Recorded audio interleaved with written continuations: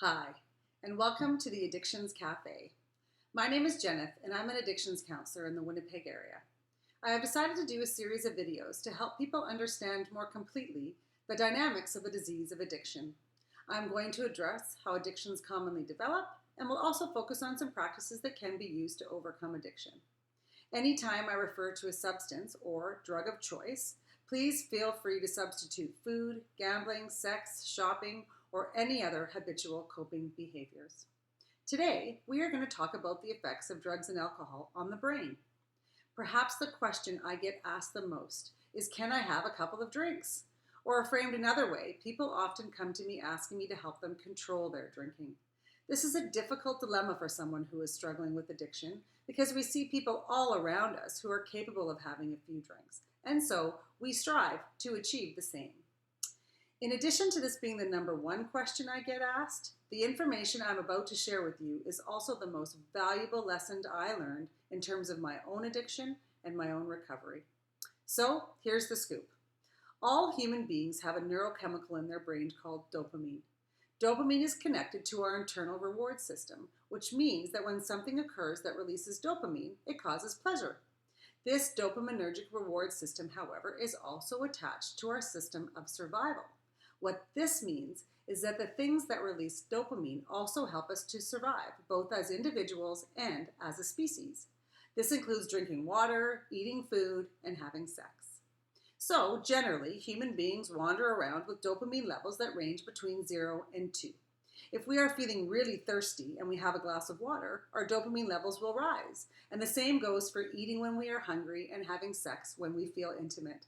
Other activities like riding on a roller coaster or having coffee with a friend also cause rises in dopamine and keep our levels in a natural and normal range. Now, it turns out that drugs and alcohol also release dopamine and cause pleasure, but they do it at a much higher rate than the basic life necessities we just talked about, and certainly at a rate that our brains were not made to experience. It is thought that crack cocaine increases dopamine levels to around 12, and that alcohol can get it to as high as an 8. Now, what happens when we start to ingest these substances on a regular basis is that our own dopaminergic factories shut down because there is too much dopamine in our brains. Remember, natural levels range between 0 and 2. The result of this shutdown is that we can start to rely upon the substance in order to experience pleasure. Keep in mind that our pleasure system is directly connected to survival. So our brain begins to think that our substance of choice is necessary for our survival. This is the biology of addiction. So let's think about what's going to happen then if we stop taking our drug of choice. The first thing is that it's going to be very difficult not to have it because it has been connected to our survival. Not trying to have an alcoholic drink in the first couple of weeks of sobriety is almost like trying to tell yourself not to drink a glass of water when you're thirsty. The second ramification to this biochemical reality is that there is no dopamine in our system because of our factories being shut down, and now it's not coming in from our substance, and so we don't feel very good for the first little while after we quit using our drug of choice. The third consequence, and perhaps the most important when we think we want to just have a couple of drinks, is that at any time in the future, after this dependency has occurred, if we reintroduce our drug of choice into our bodies, the dopamine factory will automatically shut down.